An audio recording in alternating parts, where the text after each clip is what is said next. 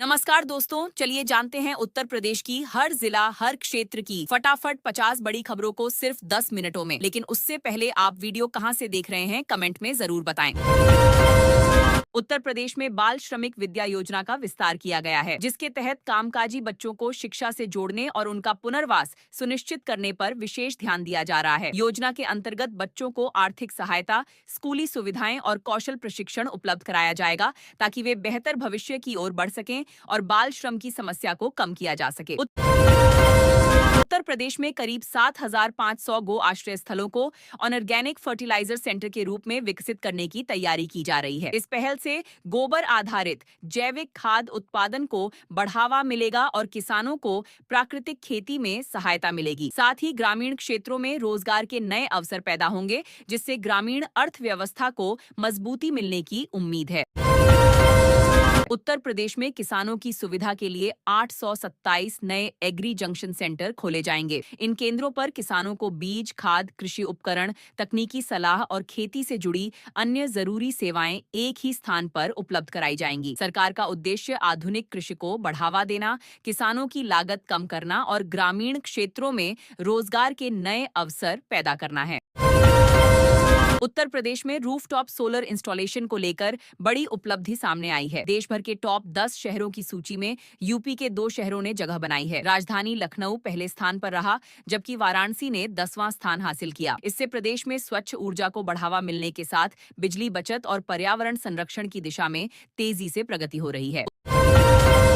उत्तर प्रदेश सरकार ने पात्र गरीब और जरूरतमंद परिवारों को पक्का घर उपलब्ध कराने के लिए नई मंजूरी दी है। इस निर्णय के तहत आवास योजनाओं से जुड़े लाभार्थियों को जल्द ही आवास निर्माण की सुविधा मिलेगी। सरकार का उद्देश्य ग्रामीण और शहरी क्षेत्रों में रहने वाले आर्थिक रूप से कमजोर लोगों को सुरक्षित और बेहतर आवास उपलब्ध कराना है, ताकि उनका जीवन स्तर सुधर सके।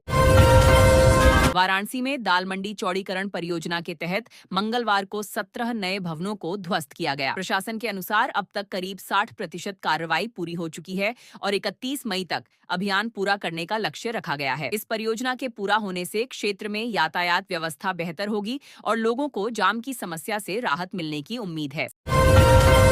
सिद्धार्थनगर में 22 मई से 20 जून तक जनगणना अभियान चलाया जाएगा। इस दौरान प्रगणक घर घर जाकर लोगों की जानकारी एकत्र करेंगे। वहीं नागरिक 21 मई तक स्वगणना की सुविधा का उपयोग कर सकेंगे। प्रशासन ने लोगों से सही जानकारी उपलब्ध कराने और जनगणना कार्य में सहयोग करने की अपील की है। प्रयागराज में अनुसूचित जाति वर्ग के 14 लाभार्थियों को बकरी पालन योजना का लाभ दिया जाएगा। इस योजना के तहत चयनित लोगों को स्वरोजगार के लिए आर्थिक सहायता और प्रशिक्षण उपलब्ध कराया जाएगा, ताकि वे पशुपालन के माध्यम से अपनी आय बढ़ा सकें। सरकार का उद्देश्य कमजोर वर्गों को आत्मनिर्भर बनाना और ग्रामीण क्षेत्रों में रोजगार के अवसर बढ़ाना है। वाराणसी के प्राचीन रामभट्ट तालाब में गंदगी का अंबार लगा हुआ है। तालाब में विसर्जित की गई सरस्वती प्रतिमाओं के अवशेष अब भी पड़े होने से स्थानीय लोगों में नाराजगी बढ़ रही है। क्षेत्रवासियों ने प्रशासन से तालाब की साफ सफाई और नियमित देखरेख की मांग की है, ताकि धार्मिक स्थल की पवित्रता और पर्यावरण संतुलन बनाए रखा जा सके। उत्तर प्रदेश में पर्यावरण संरक्षण और हरित विकास को बढ़ावा देने के लिए नदियों के किनारे हरित वन विकसित किए जाएंगे। सरकार ने इस वर्ष 4.35 करोड़ पौधे लगाने का लक्ष्य तय किया है। विशेष अभियान के तहत नदी तटों, गांवों और शहरों में बड़े पैमाने पर पौधरोपण किया जाएगा, जिससे हरियाली बढ़ने के साथ पर्यावरण संतुलन को भी मजबूती मिलेगी। तेज आंधी और बारिश के चलते कई इलाकों में बिजली व्यवस्था प्रभावित हो गई। कई स्थानों पर पेड़ बिजली तारों पर गिरने से आपूर्ति बाधित हो गई, जिससे लोगों को परेशानी का सामना करना पड़ा। बिजली विभाग की टीमें मौके पर पहुंचकर तारों से पेड़ हटाने और आपूर्ति बहाल करने के काम में जुटी हैं। प्रशासन ने लोगों से खराब मौसम के दौरान सतर्क रहने की अपील की है। प्रधानमंत्री पीएम ई ड्राइव योजना के तहत कर्नाटक को 1,243 नए इलेक्ट्रिक वाहन चार्जर मिलेंगे। इस पहल से राज्य में ईवी इंफ्रास्ट्रक्चर को मजबूती मिलेगी और इलेक्ट्रिक वाहनों के उपयोग को बढ़ावा मिलेगा। सरकार का उद्देश्य स्वच्छ ऊर्जा आधारित परिवहन को प्रोत्साहित करना और प्रदूषण कम करने की दिशा में तेजी लाना है। उत्तर प्रदेश के कृषि मंत्री सूर्य प्रताप शाही ने रबी फसलों के खरीद केंद्रों की सुस्त कार्यप्रणाली पर कड़ी नाराजगी जताई है। उन्होंने अधिकारियों को खरीद प्रक्रिया में तेजी लाने, किसानों को समय पर भुगतान सुनिश्चित करने और केंद्रों पर सभी आवश्यक सुविधाएं उपलब्ध कराने के निर्देश दिए। सरकार का उद्देश्य किसानों को उनकी उपज का उचित मूल्य दिलाना और खरीद व्यवस्था को पारदर्शी बनाना है। मुख्यमंत्री युवा उद्यमी विकास अभियान युवाओं के सपनों को नई उड़ान देने का माध्यम बन रहा है। योजना के तहत आर्थिक सहायता, प्रशिक्षण और मार्गदर्शन मिलने से कई युवा संघर्ष से निकलकर सफल उद्यमी बन रहे हैं। इससे स्वरोजगार को बढ़ावा मिल रहा है और युवा आत्मनिर्भर होकर दूसरों के लिए भी रोजगार के अवसर तैयार कर रहे हैं। गोरखपुर और वाराणसी समेत पूर्वांचल के कई जिलों में भीषण गर्मी की आहट है। मौसम विभाग के अनुसार अगले कुछ दिनों में तापमान 43 डिग्री सेल्सियस तक पहुंच सकता है। तेज धूप और गर्म हवाओं से लोगों की परेशानी बढ़ेगी। वहीं कुछ इलाकों में तेज आंधी और हल्की बारिश की भी संभावना जताई गई है।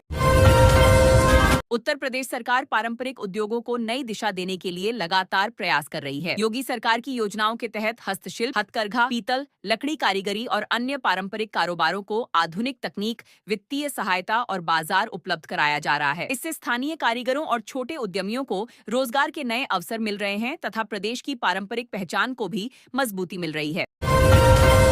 उत्तर प्रदेश के करीब 7,500 गो आश्रय स्थलों को ऑर्गेनिक फर्टिलाइजर प्रोडक्शन सेंटर के रूप में विकसित किया जाएगा। इस पहल से गोबर आधारित जैविक खाद का उत्पादन बढ़ेगा और किसानों को प्राकृतिक खेती के लिए बेहतर संसाधन मिलेंगे। साथ ही ग्रामीण क्षेत्रों में रोजगार के नए अवसर पैदा होंगे और ग्रामीण अर्थव्यवस्था को मजबूती मिलने की उम्मीद है।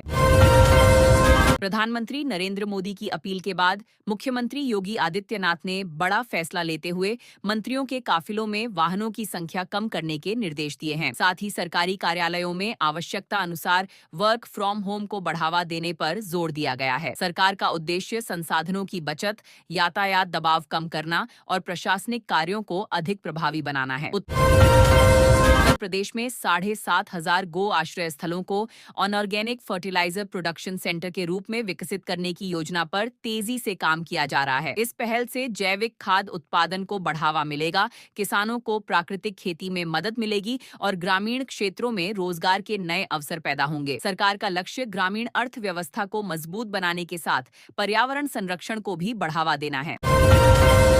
अब आर्टिफिशियल इंटेलिजेंस यानी एआई की मदद से मानसून की सटीक जानकारी पहले से मिल सकेगी। नई तकनीक के जरिए मौसम विभाग 4 सप्ताह पहले ही यह अनुमान लगा सकेगा कि कब और किन क्षेत्रों में बारिश होने की संभावना है। इससे किसानों, आपदा प्रबंधन एजेंसियों और आम लोगों को बेहतर तैयारी में मदद मिलेगी तथा मौसम पूर्वानुमान प्रणाली और अधिक आधुनिक और प्रभावी बनेगी। उत्तर प्रदेश में आगामी चुनावों को लेकर भारतीय जनता पार्टी जल्द ही अहम रणनीतिक बैठक कर सकती है। पार्टी संगठन और सरकार के वरिष्ठ नेताओं के साथ होने वाली इस बैठक में करीब 50 से 60 महत्वपूर्ण सीटों पर विशेष फोकस की रणनीति तैयार की जाने की संभावना है। बूथ स्तर की मजबूती, संगठन विस्तार और जनसंपर्क अभियानों को लेकर भी विस्तृत चर्चा हो सकती है। मुख्यमंत्री योगी आदित्यनाथ ने बड़ा फैसला लेते हुए मंत्रियों की फ्लीट में 50% तक कमी करने के निर्देश दिए हैं। साथ ही सरकार ने ईंधन बचत और पर्यावरण संरक्षण को बढ़ावा देने के लिए नो व्हीकल डे मनाने का भी ऐलान किया है। इस पहल का उद्देश्य सादगी, संसाधनों की बचत और प्रशासनिक कार्यों में अनुशासन को बढ़ावा देना बताया जा रहा है। नोएडा इंटरनेशनल एयरपोर्ट से उड़ान सेवाओं के विस्तार की तैयारी तेज हो गई है। अकासा एयर ने संभावित उड़ानों को लेकर अपना शेड्यूल जारी किया है, जिससे यात्रियों को जल्द नई कनेक्टिविटी मिलने की उम्मीद बढ़ गई है। एयरपोर्ट के शुरू होने के साथ ही पश्चिमी उत्तर प्रदेश और एनसीआर क्षेत्र को घरेलू व अंतर्राष्ट्रीय यात्रा में बड़ी सुविधा मिलने की संभावना है। गोदाम निर्माण और भंडारण व्यवस्था को लेकर राजस्थान मॉडल अब अन्य राज्यों के लिए मिसाल बनता जा रहा है। इसी क्रम में उत्तर प्रदेश का एक प्रतिनिधिमंडल अध्ययन दौरे पर जयपुर पहुंचा, जहां आधुनिक वेयर हाउसिंग, भंडारण प्रबंधन और लॉजिस्टिक सुविधाओं का निरीक्षण किया गया। इस पहल का उद्देश्य यूपी में भी बेहतर भंडारण व्यवस्था विकसित कर किसानों और व्यापारियों को अधिक सुविधा उपलब्ध कराना है। प्रधानमंत्री नरेंद्र मोदी की प्रधानमंत्री किसान सम्मान निधि योजना की 23वीं किस्त जारी होने से पहले बिहार और उत्तर प्रदेश के कई किसानों को बड़ा झटका लग सकता है। ई-केवाईसी, भूलेख सत्यापन और आधार लिंकिंग की प्रक्रिया पूरी न होने के कारण हजारों किसानों की किस्त अटकने की आशंका जताई जा रही है। प्रशासन किसानों से जरूरी दस्तावेज जल्द अपडेट कराने की अपील कर रहा है। गोरखपुर में आज स्किल हब को लेकर मंथन कार्यक्रम आयोजित किया जाएगा, जिसमें युवाओं को आधुनिक तकनीक और रोजगार परक प्रशिक्षण से जोड़ने पर विशेष जोर रहेगा। कार्यक्रम में कौशल विकास, डिजिटल शिक्षा और उद्योगों की जरूरतों के अनुरूप प्रशिक्षण व्यवस्था को मजबूत बनाने पर चर्चा होगी। इसका उद्देश्य युवाओं को रोजगार के बेहतर अवसर उपलब्ध कराना और उन्हें आत्मनिर्भर बनाना है। बस्ती का पारंपरिक सिरका अब वैश्विक पहचान का प्रतीक बनता जा रहा है। एक जनपद एक उत्पाद योजना के तहत स्थानीय उत्पादों को नई बाजार सुविधा, ब्रांडिंग और प्रोत्साहन मिलने से बस्ती के सिरके को नई उड़ान मिली है। इससे कारीगरों और छोटे उद्यमियों की आय बढ़ रही है तथा क्षेत्रीय उत्पादों को अंतर्राष्ट्रीय स्तर पर पहचान मिल रही है। मुख्यमंत्री योगी आदित्यनाथ ने बड़ा निर्देश जारी करते हुए सरकारी काफिलों में 50% तक कटौती करने को कहा है। साथ ही जरूरत के अनुसार वर्क फ्रॉम होम व्यवस्था अपनाने और स्वदेशी उत्पादों के उपयोग को बढ़ावा देने पर जोर दिया गया है। सरकार का उद्देश्य संसाधनों की बचत, सादगी को प्रोत्साहन और प्रशासनिक कार्यों को अधिक प्रभावी बनाना बताया जा रहा है। अंश निर्धारण को लेकर प्रशासन की ओर से विशेष अभियान शुरू किया गया है। इस अभियान के तहत राजस्व अभिलेखों में हिस्सेदारी और भूमि संबंधी विवरणों का सत्यापन किया जाएगा ताकि विवादों का समय पर समाधान हो सके। अधिकारियों को प्रक्रिया में पारदर्शिता बनाए रखने और लोगों की समस्याओं का जल्द निस्तारण करने के निर्देश दिए गए हैं। प्रधानमंत्री नरेंद्र मोदी की अपील के बाद मुख्यमंत्री योगी आदित्यनाथ ने उच्च स्तरीय बैठक कर मंत्रियों और अधिकारियों के काफिलों में 50% तक कटौती के निर्देश दिए हैं। सरकार ने संसाधनों की बचत, ईंधन खपत कम करने और प्रशासनिक कार्यों में सादगी लाने पर जोर दिया है। साथ ही जरूरत के अनुसार वर्क फ्रॉम होम व्यवस्था को भी बढ़ावा देने की बात कही गई है। जनगणना ड्यूटी में लगाई गई जिम्मेदारियों को लेकर शिक्षा मित्रों ने अपनी समस्याएं उठाईं और तहसीलदार को ज्ञापन सौंपा। शिक्षा मित्रों ने कार्यभार, प्रशिक्षण और अन्य व्यवस्थाओं से जुड़ी दिक्कतों को सामने रखते हुए समाधान की मांग की। अधिकारियों ने उनकी समस्याओं पर उचित कार्रवाई का आश्वासन दिया है। उत्तर प्रदेश में मौसम का मिजाज बदला हुआ है। नोएडा से गोरखपुर तक कई जिलों में आंधी और बारिश का अलर्ट जारी किया गया है। वहीं लखनऊ में तेज धूप निकलने और गर्मी बढ़ने के आसार हैं। मौसम विभाग ने लोगों को सतर्क रहने और खराब मौसम के दौरान सावधानी बरतने की सलाह दी है। कानपुर देहात में 400 करोड़ रुपए की जमीन धोखाधड़ी मामले में कई कंपनियों और बैंक अधिकारियों पर केस दर्ज किया गया है। मुख्यमंत्री के निर्देश के बाद प्रशासन ने बड़ी कार्रवाई करते हुए जांच तेज कर दी है। आरोप है कि फर्जी दस्तावेजों और मिलीभगत से जमीनों की खरीद फरोख्त कर करोड़ों की हेराफेरी की गई। मामले में आगे भी सख्त कार्रवाई के संकेत दिए गए हैं। सहारनपुर में प्रस्तावित इंडस्ट्रियल कॉरिडोर परियोजना को लेकर प्रशासन ने तैयारी तेज कर दी है। करीब 1000 हेक्टेयर क्षेत्र में निर्माण की योजना के तहत चिन्हित जमीनों के क्रय विक्रय पर अस्थायी रोक लगा दी गई है। प्रशासन ने संबंधित गांवों के गाठा नंबर भी मांगे हैं ताकि भूमि अधिग्रहण और परियोजना की प्रक्रिया को तेजी से आगे बढ़ाया जा सके।